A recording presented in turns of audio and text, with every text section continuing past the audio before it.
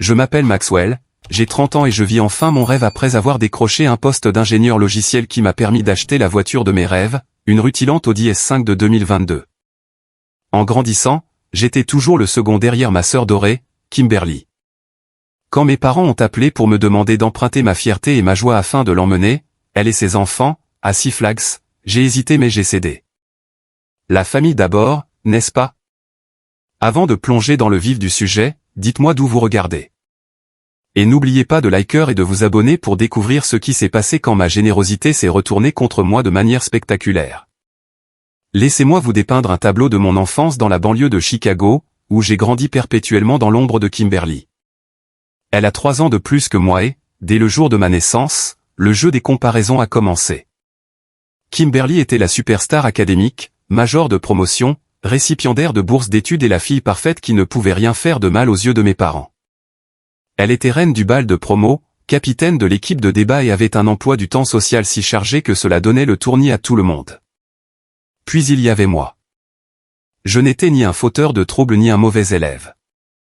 J'obtenais de solides B avec occasionnellement des A, je jouais au baseball sans en être la star, et j'avais un groupe d'amis convenables, des trucs de gamin normal. Mais aux yeux de mes parents, Harold et Diana Jenkins, le normal n'était pas suffisant. Pas après qu'ils eurent goûté à la douceur de l'exceptionnel avec Kimberly. Pourquoi ne t'appliques-tu pas comme ta sœur, est devenue la bande-son de mes années d'adolescence quand je rapportais un B+ en chimie avancée.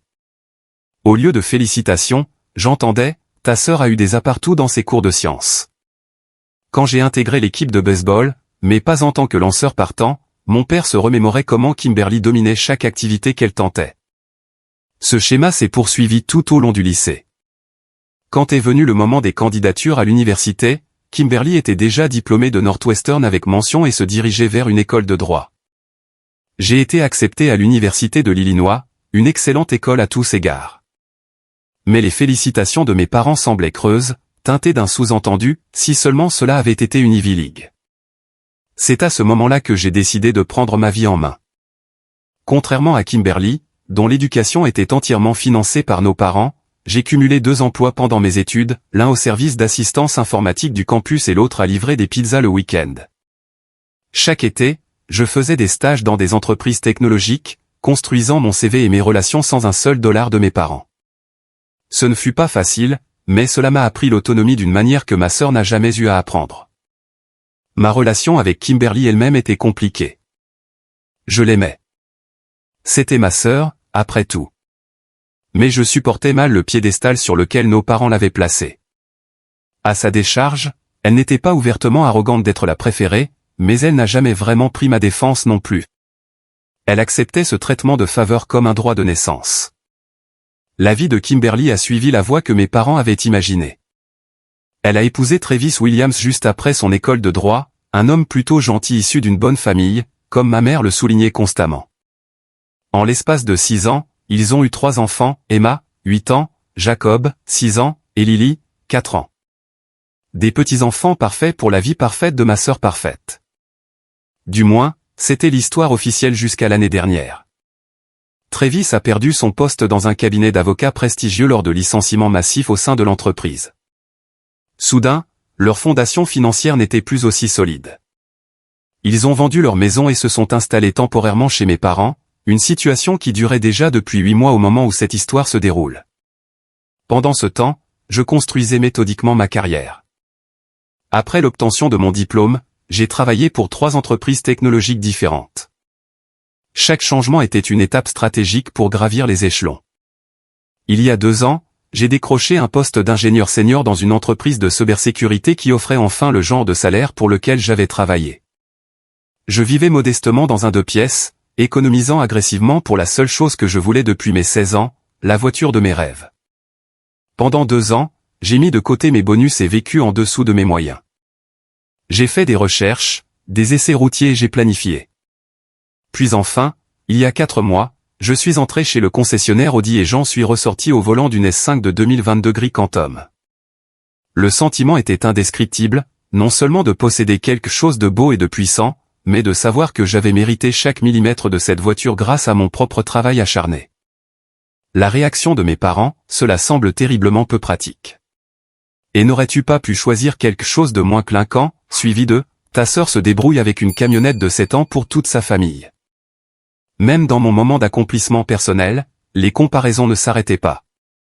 Malgré tout cela, je continuais de venir au dîner du dimanche 2 fois par mois. Je me souvenais toujours des anniversaires de chacun avec des cadeaux attentionnés. J'essayais toujours d'être un bon fils, un bon frère et un bon oncle, même si je me sentais comme un étranger dans ma propre famille, parce que c'est ce que la famille est censée faire, n'est-ce pas? Être là les uns pour les autres, même quand c'est difficile. J'étais loin de me douter que ce sentiment d'obligation allait être mis à l'épreuve d'une manière que je n'aurais jamais pu imaginer. C'était un vendredi soir de juin quand mon téléphone s'est éclairé avec l'appel de ma mère. Je m'installais tout juste pour un week-end tranquille, prévoyant de rattraper un peu de lecture et peut-être d'emmener mon Audi faire un tour le long du lac Michigan le dimanche matin. « Maxwell, comment va mon garçon ?» La voix de ma mère avait cette douceur sirupeuse qui m'a immédiatement mis en alerte. Ce n'était pas un simple appel de courtoisie. « Ça va, maman. Je rentre tout juste du travail. » Qu'est-ce qui se passe? Oh, pas grand-chose. Ton père et moi parlions de toi, nous nous demandions comment se passe ton nouveau travail. Je me suis adossé à ma chaise, sentant déjà la direction que prenait cette conversation. Le travail que j'ai depuis 2 ans maintenant. C'est toujours bien. Pareil que lorsque tu me l'as demandé la semaine dernière. Pas besoin de prendre ce ton, Maxwell. Sa voix s'est durcie un instant avant de retrouver son ton mielleux. Nous nous intéressons simplement à toi. C'est ce que font les parents. J'ai soupiré, regrettant déjà ma défensive. Désolé, maman. Longue semaine. Tu avais besoin de quelque chose? Il y eut une pause. Et puis, eh bien, puisque tu le demandes, nous avons une petite situation ici. La camionnette est tombée en panne hier. Un problème de transmission. Ton père l'a emmenée au garage de Martin, mais ils ne peuvent pas avoir la pièce avant mercredi prochain au plus tôt. C'est dommage, ai-je dit, sincèrement compatissant, mais ne voyant toujours pas quel était mon rôle dans ce problème. Oui, cela nous met dans un sacré pétrin. Vois-tu, nous avons promis à Kimberly que nous emmènerions les enfants à Six Flags ce week-end. Ils attendent cela avec impatience depuis des mois. Emma a même fait un calendrier de compte à rebours et tout le reste. Et voilà. La véritable raison de l'appel. Nous nous demandions, a-t-elle poursuivi, s'il serait possible de t'emprunter ta voiture pour le week-end, juste samedi et dimanche. Nous te la rendrions dimanche soir. Comme neuve. Mon estomac s'est noué. Ma voiture. Mon Audi flambant neuve et immaculé que je choyais plus que certaines personnes ne s'occupent de leur propre bébé. La voiture dans laquelle je ne mangeais même pas par peur des miettes. Maman, je ne sais pas, ta sœur a traversé tellement de choses ces derniers temps, m'a-t-elle interrompu, sa voix prenant ce ton culpabilisant que je ne connaissais que trop bien. Avec Travis qui cherche toujours du travail et les enfants enfermés dans notre maison. Ils ont besoin de ça, Maxwell. Surtout Emma. Elle a tellement de mal à s'adapter à sa nouvelle école. J'ai fermé les yeux, sentant le poids familier des attentes familiales peser sur moi. Vous ne pourriez pas louer une voiture? Je pourrais participer aux frais, ai-je suggéré. Avec un préavis aussi court et le week-end férié, tout est complet. Nous avons essayé, crois-moi. Je doutais qu'ils aient beaucoup essayé, mais j'ai tenu ma langue. Les enfants auront le cœur brisé, Maxwell. Absolument brisé. C'est ce que tu veux. Et c'était là, la manipulation affective à laquelle j'aurais dû être immunisé à présent, mais qui marchait toujours sur moi. Mon esprit est revenu sur Noël d'il y a 3 ans, quand j'avais refusé de prendre l'avion pour rentrer à la maison, prévoyant plutôt de prendre des vacances bien méritées avec des amis. L'indifférence glaciale que j'avais reçue pendant des mois par la suite, les commentaires passifs-agressifs, la façon dont ma mère avait dit à la famille élargie que je ne daignais pas rentrer à la maison. Il avait fallu près d'1 an pour que les choses reviennent à la normale. Ma voiture valait-elle une autre guerre froide familiale? Étais-je déraisonnable? Laisse-moi y réfléchir, ai-je dit, essayant de gagner du temps. Les enfants vont bientôt se coucher, a insisté ma mère. Cela signifierait tellement pour eux de savoir que le voyage de demain est maintenu. J'ai expiré lentement. D'accord. Vous pouvez l'emprunter pour le week-end. Sa voix s'est immédiatement éclairée. Oh, Maxwell, tu nous sauves la vie. Vraiment, les enfants vont être tellement excités. Mais il y a des règles, ai-je ajouté rapidement. Interdiction de fumer dans la voiture, non pas que vous le fassiez, mais je préfère le dire.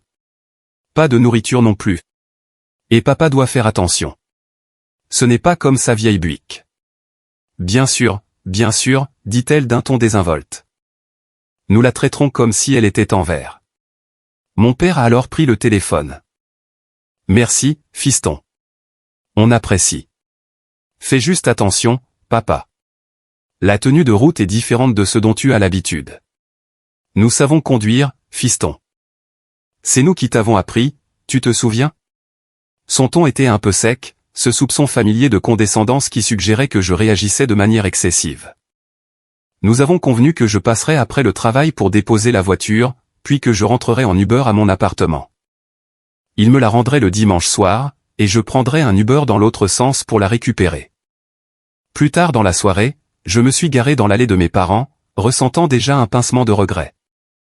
La maison avait le même aspect que d'habitude, ce modeste pavillon à 2 étages où j'avais grandi, qui semblait maintenant plus encombré avec la famille de Kimberly en résidence.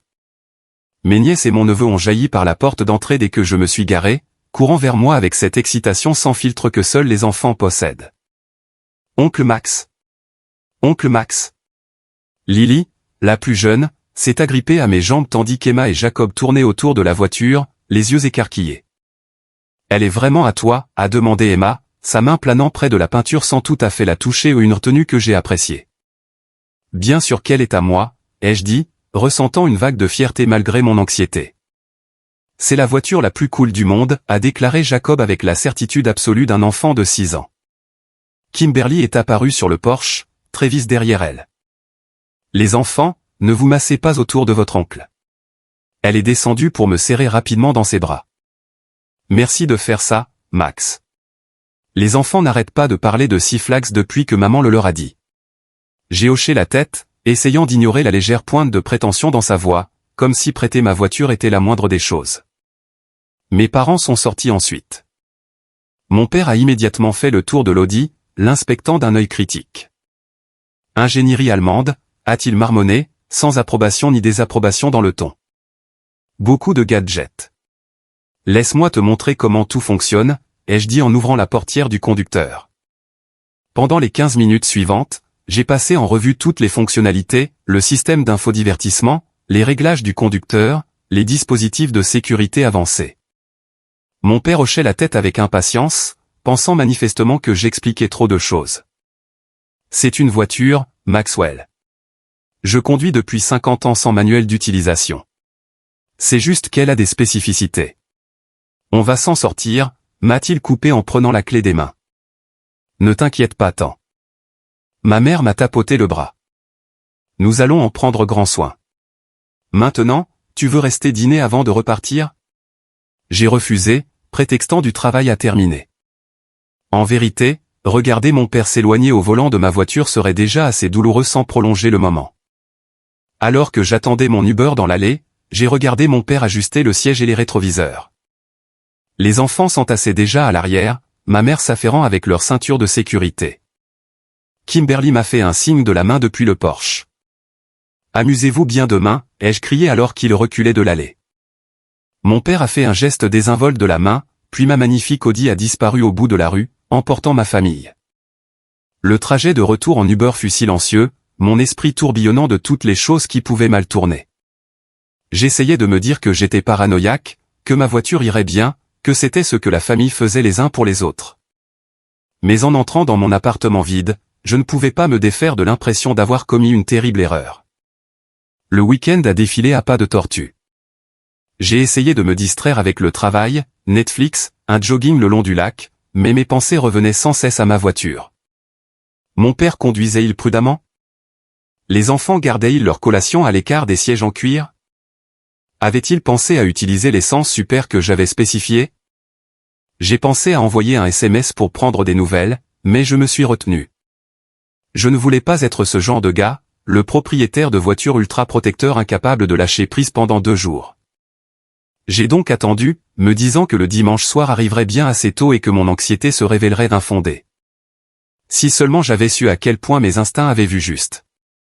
Le lundi matin est arrivé sans aucune nouvelle de mes parents. Selon notre accord, ils auraient dû me rendre ma voiture le dimanche soir, mais lorsque j'ai envoyé un SMS vers 20 h pour organiser la récupération, je n'ai reçu aucune réponse. Je me suis dit qu'ils étaient probablement fatigués de leur longue journée à Six Flags et s'étaient couchés tôt. Ils me contacteraient le matin, mais le lundi à 10 h, mon téléphone restait muet. J'ai envoyé un autre message, « Salut, j'ai besoin de coordonner la récupération de ma voiture. Dites-moi ce qui vous arrange. » Pas de réponse. À midi, toujours sans nouvelles, j'ai commencé à m'inquiéter. 3 appels à ma mère sont allés directement sur sa messagerie vocale. 2 à mon père ont fait de même. J'ai même essayé de joindre Kimberly, mais son téléphone a sonné dans le vide avant de basculer sur sa messagerie. Quelque chose n'allait pas. Ma famille n'était pas douée pour communiquer, mais ce silence radio complet était inhabituel, surtout après avoir emprunté un objet aussi important que ma voiture. J'envisageais de me rendre chez eux lorsque mon téléphone a émis un signal sonore pour une notification bancaire. Je l'ai ouvert, m'attendant à voir mon prélèvement habituel du lundi pour le café. À la place, j'ai vu une transaction de $1800, City Towing and Recovery. Mon sang n'a fait qu'un tour. Remorquage. Ma voiture avait été remorquée. Comment, pourquoi, et pourquoi ce montant était-il débité de ma carte? Les mains tremblantes, j'ai cherché le numéro de l'entreprise et j'ai composé. City Towing. Comment puis-je vous aider? Répondit une voix bourrue. Je m'appelle Maxwell Jenkins. Je viens de voir un débit de votre entreprise sur ma carte de crédit pour un montant de $1800. Pouvez-vous me dire de quoi il s'agit? Attendez, je vais vérifier. On entendit alors un bruit de clavier. Jenkins. Oui, le voilà. Audi S5 gris Quantum, plaque d'immatriculation AVH 2187. Remorqué du parking du bar du Goût samedi soir. Le véhicule était garé illégalement sur une place réservée et y est resté plus de 24 heures. Le propriétaire ne l'a réclamé que ce matin. Mon esprit avait du mal à traiter ces informations. Le bar du Goût? C'était un bar des sports à Evanston, à une bonne trentaine de miles de Six Flags. Qu'est-ce que ma voiture faisait là-bas? Et pourquoi avait-elle été laissée là toute la nuit? Il doit y avoir une erreur, ai-je dit. Ma voiture était censée être avec ma famille à Six Flags ce week-end. Écoutez, monsieur, je sais seulement ce qu'il y a dans le système. Votre voiture a été remorquée samedi soir vers 23h30. Un certain Harold Jenkins l'a récupérée ce matin. En utilisant les informations de votre carte de crédit, il a dit qu'il avait votre autorisation. Mon père. Utilisant les informations de ma carte de crédit, que je ne lui avais jamais données. Ça n'a pas de sens, ai-je marmonné, mais plus pour moi-même que pour l'opérateur. Qui a autorisé le paiement avec ma carte? Comme je l'ai dit, Harold Jenkins avait les coordonnées de votre carte. Il a affirmé qu'il était autorisé à l'utiliser. Nous avons vérifié l'adresse de facturation. Ma tête tournait. Mon père avait d'une manière ou d'une autre utilisé ma carte de crédit pour payer la récupération de ma voiture dans le parking d'un bar, un bar situé nulle part près de Six Flags où ils étaient censés emmener les enfants de Kimberly pour un week-end en famille. Merci, ai-je dit machinalement, en mettant fin à l'appel. Je suis resté assis dans un silence de stupeur, essayant de reconstruire ce qui avait bien pu se passer. Y avait-il eu une urgence? Mais pourquoi ne pas m'avoir appelé? Et que faisait-il dans un bar avec 3 jeunes enfants? Avant que je puisse élaborer un plan, mon téléphone a sonné, affichant un numéro inconnu. J'ai répondu immédiatement. Est-ce Maxwell Jenkins, s'enquit une voix d'homme professionnel. Oui, c'est Maxwell. Mon cœur a sombré encore plus bas. Qu'est-ce qu'elle a, ma voiture, monsieur? Votre véhicule a été impliqué dans un incident samedi soir sur le parking du bar du Goût sur Central Street. Les images des caméras de sécurité montrent qu'il a percuté un autre véhicule avant de quitter les lieux. Un délit de fuite. Ma voiture avait été impliquée dans un délit de fuite. Je ne conduisais pas, ai-je dit rapidement. Mes parents m'ont emprunté ma voiture pour le week-end. Oui, nous sommes au courant. Les images montrent clairement un homme plus âgé correspondant à la description d'Harold Jenkins, que nous avons identifié comme étant votre père. Il semble monter à bord du véhicule dans un état second. Un état second. L'officier me disait que mon père était ivre. Le propriétaire du véhicule endommagé a déposé un rapport. Normalement, nous poursuivrions pour délit de fuite, mais puisque nous avons identifié le véhicule et que les informations d'assurance ont été fournies, l'autre partie accepte de régler cela par le biais des assurances plutôt que de porter plainte. Je suis resté muet un instant. Mon père, en état d'ébriété, avait embouti une autre voiture avec mon Audi et avait fui les lieux. Ma voiture était impliquée dans un délit. Monsieur Jenkins, vous êtes toujours là. Oui, ai-je réussi à dire. Je réalise seulement. C'est la première fois que j'entends parler de tout cela. Je comprends que cela puisse être un choc. Nous avons déjà parlé avec votre père ce matin lorsqu'il est venu fournir les informations d'assurance. Il a indiqué qu'il avait votre autorisation pour conduire le véhicule. Il avait la permission d'emmener ma famille à Six Flags, ai-je dit d'une voix qui se durcissait. Pas d'aller boire dans un bar. Il y eut un silence gênant. Eh bien, c'est entre vous et votre famille. De notre point de vue, tant que les dommages causés à l'autre véhicule sont couverts par l'assurance et que votre père coopère à l'enquête, nous considérons cette affaire comme globalement résolue. Même s'il peut y avoir une contravention pour délit de fuite. J'ai remercié l'officier, pris ses coordonnées et raccroché, avec l'impression d'avoir reçu un coup de poing dans l'estomac. Les pièces du puzzle s'assemblaient, mais elles dessinaient une image que j'avais du mal à croire. Mes parents avaient menti sur toute la ligne concernant le voyage à Six Flags. Mon père avait emmené ma voiture dans un bar, s'était saoulé, avait percuté un autre véhicule et avait pris la fuite. Ensuite, ils avaient réussi, je ne sais comment, à utiliser ma carte de crédit pour payer des frais de remorquage astronomiques. Et pendant tout ce temps, ils avaient ignoré mes appels et mes messages. La trahison était accablante. Pas seulement l'utilisation abusive de ma voiture, même si c'était déjà bien assez grave, mais ce mensonge élaboré sur le but du voyage. Où étaient Kimberly et les enfants pendant tout ce temps? Faisaient-ils partie de la supercherie? J'ai attrapé mes clés au sel de mon appartement, pas de ma voiture et me suis dirigé vers la porte. J'avais besoin de réponses, et je n'allais pas les obtenir par téléphone, d'autant plus que personne ne répondait de toute façon. J'ai commandé un Uber et les dirigé vers la maison de mes parents, mon esprit bouillonnant de questions et d'accusations. Le trajet me parut à la fois trop long et trop court. Je voulais du temps pour me calmer, mais j'avais aussi besoin de les affronter immédiatement. Lorsque l'Uber s'est arrêté devant la maison familière, j'ai vu mon Audi garé dans l'allée. De l'extérieur, elle semblait intacte, bien que je ne puisse évaluer d'éventuels dégâts à cette distance. Ce qui me faisait encore plus mal que les dommages potentiels sur ma voiture, c'était de voir la manière désinvolte avec laquelle elle avait été rendue au garé là comme si rien d'anormal ne s'était produit, sans aucune tentative de me contacter, sans reconnaître le chaos qu'ils avaient provoqué. En prenant une profonde inspiration, je me suis dirigé vers la porte d'entrée, ne sachant toujours pas exactement ce que j'allais dire, mais conscient que je ne pouvais pas laisser cette trahison impunie. J'ai sonné, mon pouls battant la chamade dans mes oreilles. À l'intérieur, j'entendais le bruit des enfants qui jouaient, le rire distinct d'Emma, la voix animée de Jacob qui rejouait apparemment une scène de super-héros. La normalité de tout cela faisait bouillir mon sang encore plus fort. Comment tout pouvait-il sembler si ordinaire alors que mon monde venait d'être bouleversé? Ma mère a ouvert la porte et son expression est instantanément passée de chaleureuse à méfiante en voyant mon visage. Maxwell, nous allions t'appeler ce soir pour la voiture. Rentre.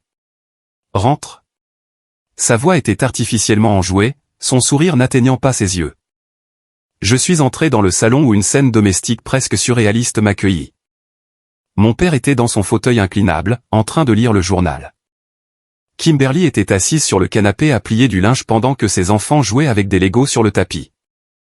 Personne n'a levé les yeux immédiatement, comme si mon arrivée était attendue et tout à fait banale. Vous alliez m'appeler ce soir, ai-je dit, sans chercher à masquer le tranchant de ma voix. Après avoir ignoré mes messages et mes appels depuis hier? Cela a attiré leur attention. Mon père a baissé son journal. Les mains de Kimberly se sont immobilisées sur un t-shirt à moitié plié. Nous avons été occupés, a dit vaguement ma mère. Dimanche a été épuisant après le parc. Et puis, ce matin, nous avons dû faire des courses. Des courses, ai-je répété d'un ton monocorde. Comme récupérer ma voiture auprès d'une entreprise de remorquage après qu'elle a été impliquée dans un délit de fuite. La pièce est tombée dans le silence, à l'exception des bruits insouciants des enfants qui jouaient. Mon père s'est raclé la gorge. Allons, Maxwell, ce n'était pas si grave. Juste un petit accrochage dans un parking. Ce sont des choses qui arrivent. Je l'ai dévisagé, incrédule. Un accrochage après lequel tu as fui les lieux tout en conduisant sous l'empire d'un état alcoolique. Dans ma voiture. Ma mère s'est interposée entre nous, les mains levées pour m'apaiser. Chérie, tu présentes les choses sous un jour bien pire qu'elles ne le sont. Oui, il y a eu un tout petit accident. Ton père s'en est occupé ce matin. S'en est occupé en utilisant mes coordonnées de carte de crédit que je ne lui ai jamais fournies pour payer des frais de remorquage de 1800 $. En parlant à la police du fait que ma voiture était impliquée dans un délit. Kimberly s'est levée à son tour, son expression se durcissant. Tu es dramatique, Max. C'était à peine une égratignure sur l'autre voiture. Papa a laissé ses coordonnées au bar. Il n'a juste pas attendu sur place. Parce qu'il était tard. Et d'ailleurs, pourquoi était-il dans un bar, d'abord, ai-je exigé de savoir, en les regardant l'un après l'autre. Vous étiez censé être à Six Flags avec les enfants. C'était l'unique raison pour laquelle vous avez emprunté ma voiture. Un silence tendu s'installa. Les enfants, sentant enfin l'attention des adultes, ont cessé de jouer et ont levé les yeux, curieux. Mon père poussa un lourd soupir. Nous allions te le dire, mais nous savions que tu réagirais de manière excessive, exactement comme tu le fais maintenant. Réagir de manière excessive? Vous m'avez menti sur la raison pour laquelle vous aviez besoin de ma voiture. Les enfants, dit sèchement Kimberly, allaient jouer dans le jardin un moment. Discussion de grands. À contre-cœur, Emma, Jacob et Lily sont sortis en file indienne en passant par la cuisine vers la porte de derrière. Lorsqu'ils furent partis, Kimberly s'est tournée vers moi, les bras croisés. Écoute, le projet de Six Flags a changé. Ce n'est pas un si grand drame.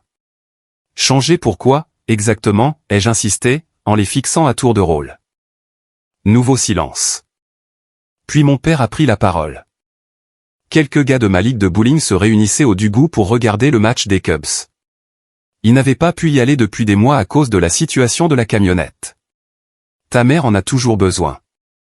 Quand Kimberly a décidé que les enfants étaient trop fatigués pour Six Flags, j'y ai vu l'occasion de faire une soirée entre hommes.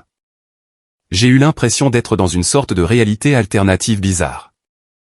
Alors, laissez-moi récapituler pour être sûr de bien comprendre. Vous avez emprunté ma voiture sous de faux prétextes, puis vous avez décidé de l'utiliser pour aller boire des coups avec tes copains. Et aucun d'entre vous n'a pensé qu'il fallait peut-être m'informer de ce changement de programme? Nous savions que tu ne comprendrais pas, a dit ma mère d'un ton qui suggérait que j'étais déraisonnable. Tu es toujours si pointilleux avec cette voiture. Ce n'est qu'un objet, Maxwell. C'est la famille qui compte. La famille, ai-je ri amèrement. Est-ce que la famille consiste à se mentir? À profiter les uns des autres? Profiter, la voix de ma mère s'éleva. Après tout ce que nous avons fait pour toi. Qu'avez-vous fait pour moi ces derniers temps, maman, exactement? J'ai acheté cette voiture avec mon propre argent. De l'argent que j'ai gagné sans aucune aide de votre part à tous les deux.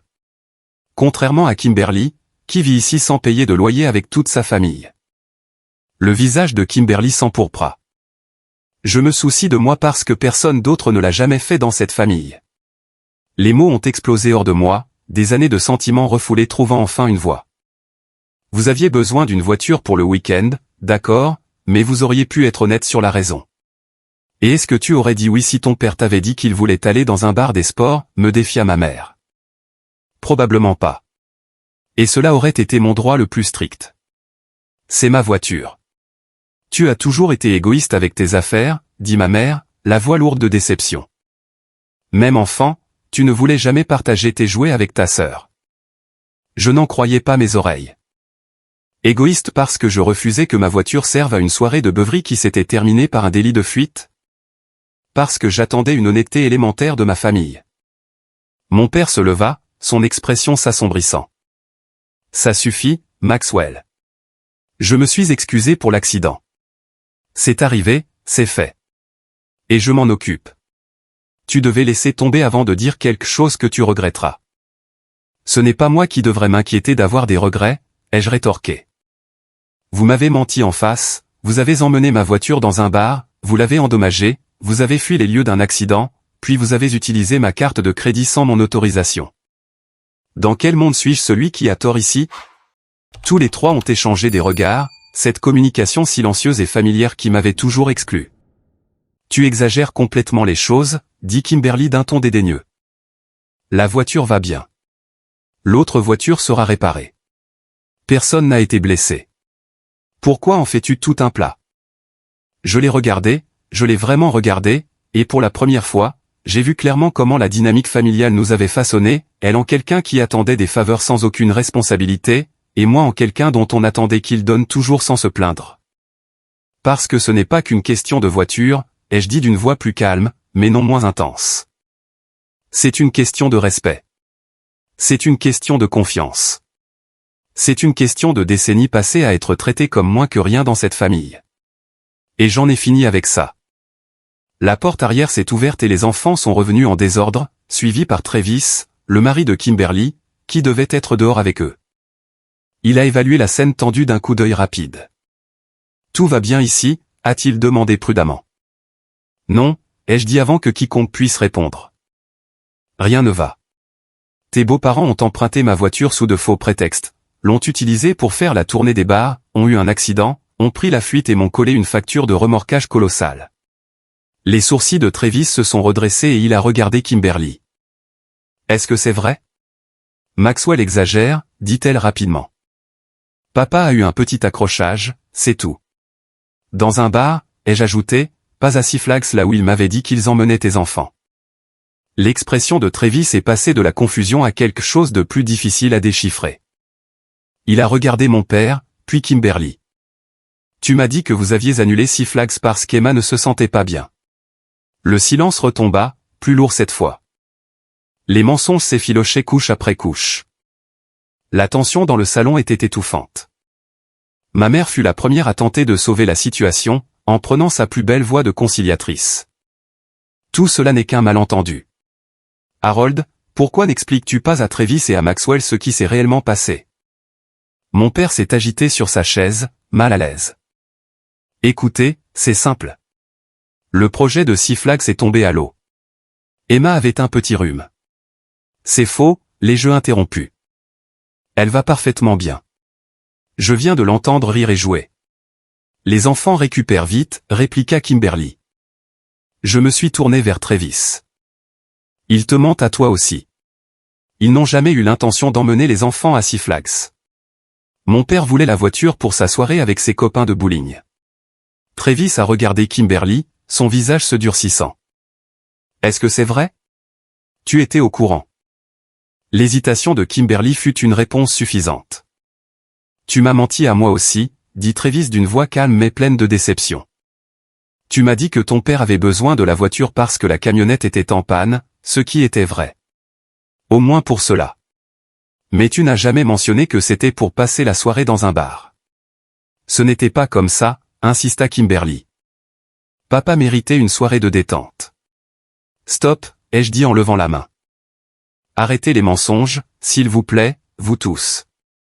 Quelque chose en moi s'était libéré, des années de colère et de blessures refoulées se cristallisant en une clarté absolue. J'ai le reçu du remorquage. J'ai le rapport de police. J'ai les captures d'écran de la caméra de sécurité que l'officier m'a envoyée, montrant papa trébucher vers ma voiture. J'ai sorti mon téléphone, ouvrant l'email de l'officier Phillips avec les images jointes.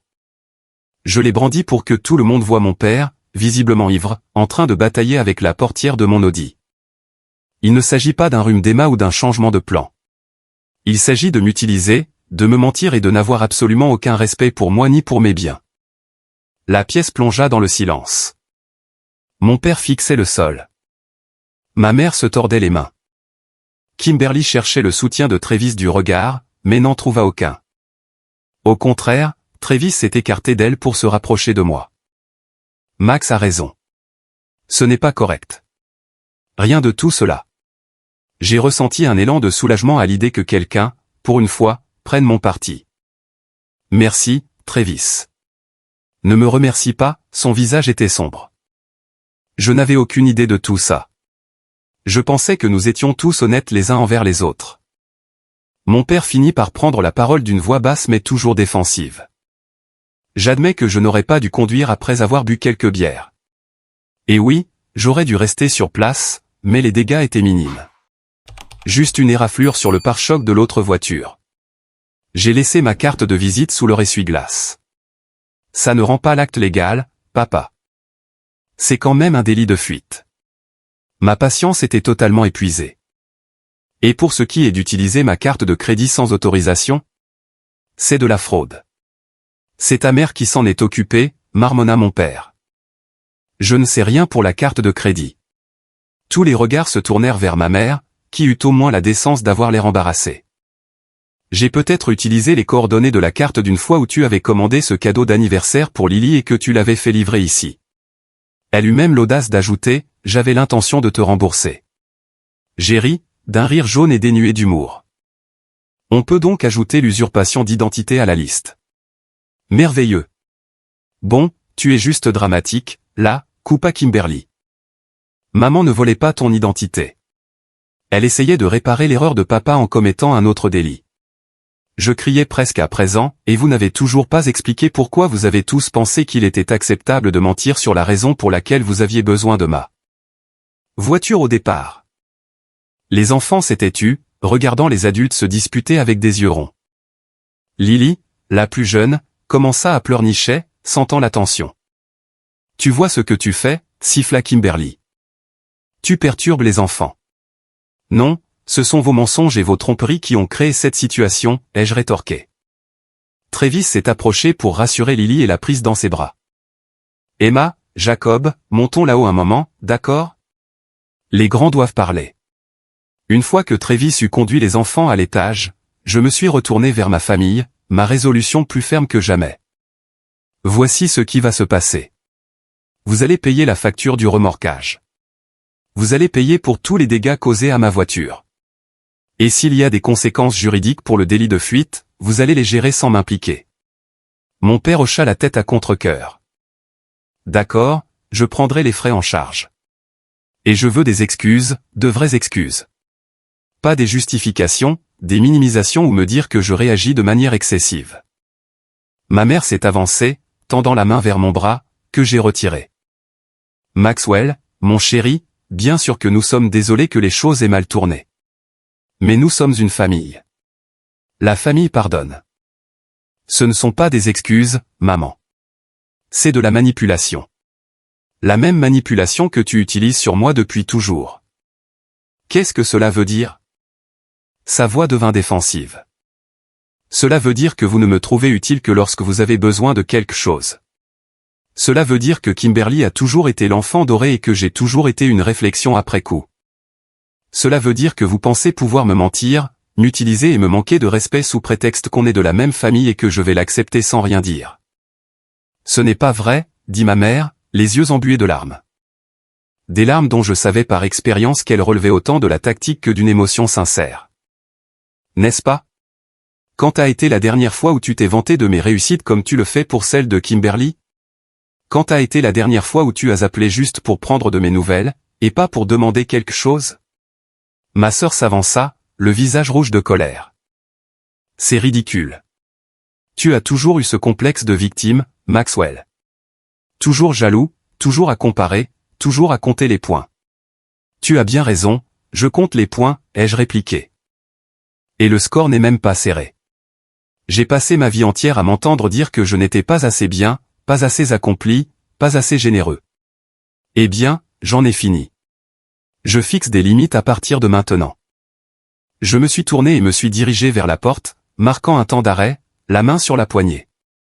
J'attends que les $1800 pour les frais de remorquage soient sur mon compte d'ici la fin de la semaine. Et papa, tu as plutôt intérêt à espérer que l'autre conducteur ne porte pas plainte, car je ne te couvrirai pas, Maxwell, s'il te plaît, commença ma mère, mais je lui ai coupé la parole. Je passerai demain pour récupérer ma voiture. Préparez les clés. Sur ce, je suis sorti, ignorant leurs appels à revenir et à me montrer raisonnable. Pour la première fois de ma vie, j'avais l'impression d'être enfin raisonnable envers moi-même et mon propre bien-être. Pendant que j'attendais un autre Uber pour rentrer chez moi, mon téléphone a commencé à exploser de SMS et d'appels de ma mère, de mon père, de Kimberly. Je l'ai mis sous silencieux, pas prêt pour une autre série d'excuses et de culpabilisation. Le temps que j'atteigne mon appartement, les messages s'étaient propagés à la famille élargie. Une tante m'écrivait pour dire que j'étais trop dur avec mes parents. Un cousin me demandait pourquoi je créais un drame pour une simple voiture. Le téléphone arabe familial fonctionnait à merveille et, comme on pouvait s'y attendre, on me faisait passer pour le méchant. J'ai envisagé de bloquer les numéros de tout le monde, au moins temporairement.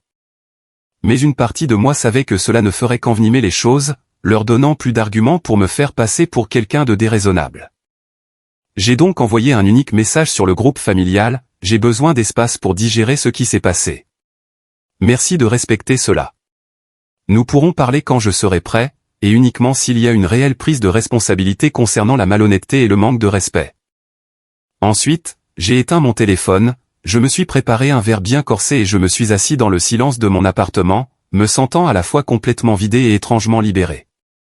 Pour la première fois, je m'étais défendu contre la dynamique familiale qui m'avait façonné et rabaissé pendant 3 décennies. Cela faisait mal. C'était terrifiant. Mais cela semblait aussi nécessaire, comme inciser une plaie infectée. La douleur était aiguë, mais peut-être, juste peut-être, la guérison allait-elle enfin pouvoir commencer. 3 jours passèrent dans le silence. J'avais rallumé mon téléphone, mais j'avais configuré des filtres de sorte que seuls les appels et messages professionnels déclenchent une notification. Le reste, des dizaines de messages des membres de ma famille, s'accumulaient sans être lus. J'agissais machinalement au travail, reconnaissant que mon emploi exigeait assez de concentration pour m'offrir une échappatoire à mes pensées. Le 3e soir, on sonna à ma porte de façon inattendue. Je m'en approchai prudemment, m'attendant presque à voir ma mère ou mon père sur le palier, prêt à me resservir de la culpabilité et des tentatives d'atténuation. À la place, par le Judas, je vis Travis. J'ouvris la porte, sincèrement surpris. « Travis, qu'est-ce que tu fais là ?» Il se tenait là, embarrassé dans le couloir, les mains dans les poches. « Je peux entrer 1 minute, juste pour parler ?» J'ai hésité, puis je me suis écarté. Travis n'était jamais venu dans mon appartement. En fait, bien qu'il soit marié à ma sœur depuis 9 ans, nous n'avions jamais eu de discussion en tête-à-tête vraiment profonde. « Bel endroit », commenta-t-il, observant ma décoration minimaliste. « C'est propre, merci. » J'ai désigné le canapé. « Assieds-toi. Je te sers quelque chose ? De l'eau ? Une bière ? Une bière serait géniale, en fait. » Il s'affala sur le canapé, l'air fatigué. J'ai pris 2 bières dans le frigo, lui en ai tendu une et me suis installé dans le fauteuil en face de lui. « Alors, qu'est-ce qui t'amène jusqu'ici ?» Travis prit une longue gorgée avant de répondre. « D'abord, je veux que tu saches que je suis venu de mon propre chef. Kimberly ne sait pas que je suis là. Tes parents non plus. C'était inattendu. D'accord, écoute. Je dois te dire quelque chose à propos de ton père. » Il se pencha en avant, les coudes sur les genoux. Ce n'était pas la première fois. La première fois quoi? La première fois qu'il conduit en état d'ivresse. La première fois qu'il a un accident. La première fois que ta mère le couvre. L'expression de Travis était sombre. Ça dure depuis des années. J'ai eu l'impression d'avoir reçu un coup de poing dans l'estomac. De quoi tu parles? Travis soupira lourdement. Ton père a un problème avec l'alcool, Maxwell, depuis longtemps. D'habitude il fait attention, ne boit qu'à la maison, laisse ta mère conduire. Ce genre de choses. Mais parfois. Je n'en avais aucune idée, dis-je sincèrement. Ils sont devenus experts pour le cacher. Ta mère est la reine de la facilitation. Elle efface ses traces, trouve des excuses, le protège des conséquences. Et Kimberly a appris de la meilleure. J'ai pris un moment pour digérer cela. Cela expliquait pas mal de choses, les sautes d'humeur occasionnelles de mon père, certains dîners de famille tendus, des bosses mystérieuses sur les voitures dont on ne parlait jamais. Pourquoi me dis-tu ça maintenant? Travis posa sa bière. Parce que j'en ai marre des mensonges, moi aussi. Quand on s'est installé chez tes parents, je pensais que ce serait temporaire. Quelques mois le temps de trouver un nouveau poste. Mais ça fait presque 1 an maintenant, et je regarde mes enfants grandir dans une maison construite sur des secrets et du mensonge. Il passa une main dans ses cheveux, sa frustration étant évidente. Tu crois que tu es le seul à te sentir comme un étranger dans cette famille? Essaie d'être le gendre qui ne peut plus subvenir aux besoins des siens. Vivre sous le toit d'Harold, le regarder déraper pendant que tout le monde fait semblant que tout va bien. Pour la première fois, j'ai vu Travis clairement, non pas seulement comme le mari de Kimberly ou le père de mes nièces et neveux, mais comme un homme luttant avec sa propre place dans la hiérarchie familiale. L'accident avec ta voiture était grave, poursuivit-il. Mais ce qui me fait encore plus peur, c'est que mes enfants ont failli être dans cette voiture avec lui. Si la sortie à Six Flags avait eu lieu, ton père les aurait ramenés en voiture. Un frisson me parcourut l'échine à cette pensée. Kimberly jure qu'elle ne l'aurait pas laissé conduire s'il avait bu, ajouta Travis. Mais le fait est qu'elle refuse de voir la gravité de la situation. Ils refusent tous. Pourquoi n'as-tu rien dit avant? Travis rit amèrement. Tu connais ta sœur. Tu sais comment elle réagit aux critiques envers tes parents. Et puis, je suis mal placé pour faire des vagues. Nous vivons chez eux, nous mangeons leur nourriture. J'ai hoché la tête, comprenant tout à fait. Mais après avoir vu comment ils t'ont menti, comment ils t'ont traité quand tu les as confrontés. Il secoua la tête. Je ne pouvais plus me taire. Ce n'est pas correct, Maxwell. Rien de tout cela ne l'est. Nous sommes restés assis en silence un instant, le poids de ces révélations flottant entre nous. Qu'est-ce que tu veux qu'on fasse, lui ai-je finalement demandé. Je veux qu'on les rencontre. Tous. Toi et moi, en présentant un front uni. Plus question de cacher les choses sous le tapis. Plus question de faire semblant. J'ai réfléchi à sa proposition. Tu penses qu'ils vont écouter? Honnêtement, non. Du moins pas au début. Mais ils ont besoin de l'entendre de toute façon. Travis se pencha à nouveau en avant. Je ne fais pas ça uniquement pour toi, ni même pour moi. Je le fais pour mes enfants. Ils méritent mieux que de grandir en pensant que c'est cela, la famille. Ces mots ont résonné profondément en moi. Nous avons discuté pendant encore 1 heure, planifiant notre approche. Travis avait déjà repéré un conseiller familial spécialisé dans les addictions et les dynamiques familiales. Il a suggéré un lieu de rencontre neutre, pas chez mes parents où ils avaient tout le pouvoir, et pas chez moi où ils se sentiraient agressés. 2 jours plus tard, nous nous sommes retrouvés dans un café tranquille à mi-chemin entre nos domiciles. Je suis arrivé le premier, m'assurant d'avoir une table d'angle offrant assez d'intimité pour une conversation difficile. Travis est arrivé ensuite avec Kimberly, qui semblait confuse et agacée. Mes parents sont arrivés les derniers, ma mère l'air crispée par l'inquiétude, mon père arborant un air provocateur. De quoi s'agit-il, a demandé ma mère en s'installant.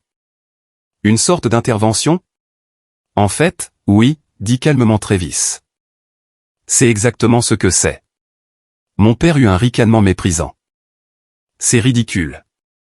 Si c'est encore à propos de la voiture. C'est bien plus que la voiture, ai-je coupé. C'est à propos de schémas de comportement qui durent depuis bien trop longtemps. Pendant les 2 heures qui suivirent, Travis et moi avons tout mis sur la table, l'alcoolisme, les mensonges, le favoritisme, la facilitation complice. Kimberly a d'abord réagi avec colère, accusant Travis de trahison et moi d'exagération. Ma mère alternait entre déni et larmes. Mon père est resté muré dans un silence de marbre pendant la majeure partie de l'entretien.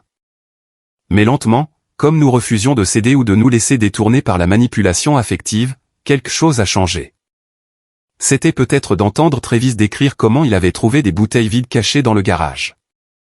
C'était peut-être de me voir présenter calmement le rapport de police concernant le délit de fuite.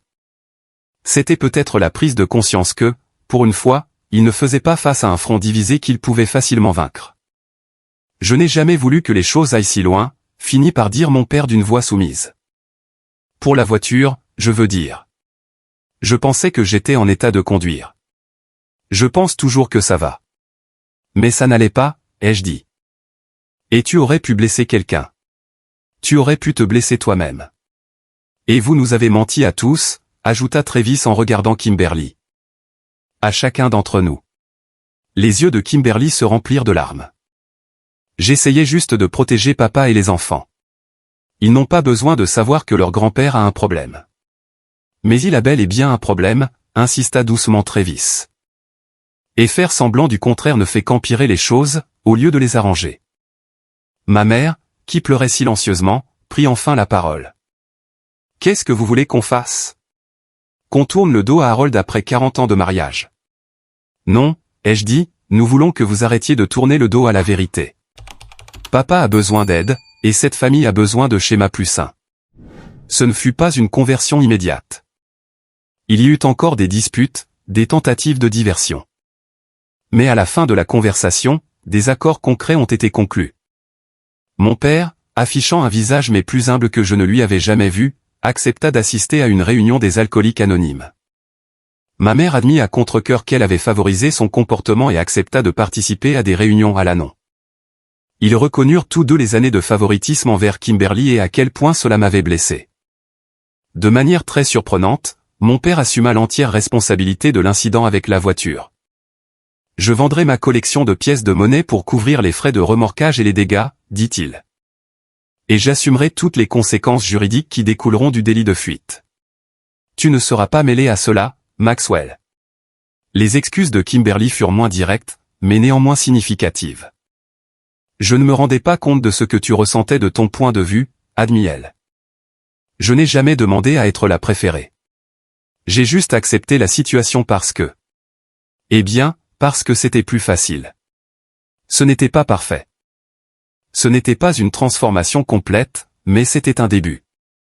La première conversation honnête que notre famille partageait depuis peut-être toujours. Au moment de partir, ma mère a cherché ma main à travers la table. Je suis désolé, Maxwell. Vraiment désolé. Pas seulement pour la voiture, mais pour tout. Nous n'avons pas été justes avec toi. Ces mots que j'attendais d'entendre depuis 30 ans ne guérirent pas immédiatement toutes mes blessures, mais ils ouvrirent une porte que je croyais définitivement fermée. Le regard de Travis a croisé le mien, il m'a fait un petit signe de tête complice. Nous avions fait ce que nous étions venus faire. Le reste demanderait du temps. 6 mois plus tard, je me connaissais dans ma cuisine, préparant des collations pour une soirée cinéma. On sonna à la porte, et en ouvrant, je vis Emma, Jacob et Lily sautillant d'excitation, avec Travis et Kimberly derrière eux. Oncle Max. Lily s'est jetée sur moi pour m'embrasser, un rituel hebdomadaire désormais. Salut, les canailles. J'ai fait un check à Jacob et accepté l'étreinte plus mûre d'Emma. Les collations sont presque prêtes. Pourquoi n'allez-vous pas choisir le film? Tandis que les enfants se précipitaient dans mon salon pour débattre de leur choix, Kimberly m'a tendu une bouteille de vin. Merci de faire ça. Ils attendent cela avec impatience toute la semaine. Moi aussi, ai-je répondu, et je le pensais vraiment. Ces 6 derniers mois avaient transformé notre famille d'une manière que je n'aurais jamais cru possible. Mon père fêtait ses 4 mois de sobriété, assistant à des réunions des alcooliques anonymes 3 fois par semaine. Ma mère avait trouvé un soutien inattendu dans les réunions à l'Anon, apprenant lentement à cesser de contrôler et de couver son entourage. Travis avait décroché un nouvel emploi, et ils économisaient à nouveau pour avoir leur propre logement. Quant à ma relation avec Kimberly, elle était passée de celle de frères et sœurs rivaux à une relation plus proche de l'amitié. Nous avions toujours nos moments de tension, mais l'honnêteté qui s'était instaurée dans ce café avait perduré, nous permettant d'aborder les problèmes dès qu'ils surgissaient plutôt que de laisser le ressentiment s'envenimer. Mon Audi, réparée et remise à neuf, trônait sur ma place de parking en bas. Mais elle ne représentait plus le sommet de ma réussite ni ma principale source de fierté. Au lieu de cela, ma relation grandissante avec mes nièces et mon neveu m'apportait une joie que je n'avais pas anticipée. Être l'oncle que je voulais être fiable, amusant, présent était devenu plus important que n'importe quel bien matériel. Les dîners de famille hebdomadaires se déroulaient désormais dans des lieux alternés. Parfois chez mes parents, parfois chez moi, de temps en temps au restaurant. La dynamique avait changé de façon subtile mais significative. Mes parents faisaient des efforts conscients pour m'interroger sur mon travail, pour reconnaître mes succès, et pour nous traiter, Kimberly et moi, avec un intérêt et un respect égaux. Ce n'était pas parfait. Mon père avait eu une rechute au bout de 3 mois, un rappel d'humilité montrant que le rétablissement n'est pas linéaire. Ma mère retombait occasionnellement dans ses vieux travers de favoritisme sans s'en rendre compte. Kimberly et moi avions encore des moments où nous reprenions nos rôles d'enfants. Mais la différence était que nous en parlions désormais. Le thérapeute familial que nous consultions mensuellement nous avait donné des outils pour communiquer plus efficacement, reconnaître les schémas toxiques et fixer des limites sans couper les ponts. J'avais également fait mon propre travail. Une thérapie individuelle m'avait aidé à digérer mes sentiments d'insuffisance de l'enfance, mon ressentiment envers Kimberly, et mes difficultés à fixer des limites.